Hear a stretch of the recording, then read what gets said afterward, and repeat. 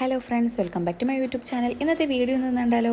അപ്പോൾ കൊടൈക്കനാലിൽ പോയപ്പോഴത്തേക്ക് ഒരു അത്ഭുതകരമായിട്ടുള്ളൊരു സാധനം ഞാൻ കണ്ടിട്ടുണ്ടായിരുന്നു കേട്ടോ.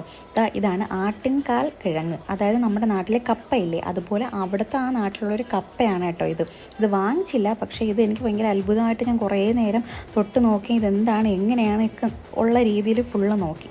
അപ്പോൾ ഇത് വാങ്ങിച്ചിട്ടുള്ളവരാണ് അല്ലെങ്കിൽ കഴിച്ചിട്ടുള്ളവരാണെന്നുണ്ടെങ്കിൽ ഒന്ന് കമൻറ്റ് ചെയ്തേക്കണേ. പിന്നെ നോക്കിയത് ഫ്രൂട്ട്സ് ആയിരുന്നു. നമ്മളെ കണ്ണ് അമ്പരപ്പിക്കും പോലെ, അതുപോലെ തന്നെ വായിൽ വെള്ളം ഊറും പോലത്തെ നല്ല അടിപൊളി ഫ്രൂട്ട്സും കാര്യങ്ങളും ഉണ്ടായിരുന്നു അവിടെ.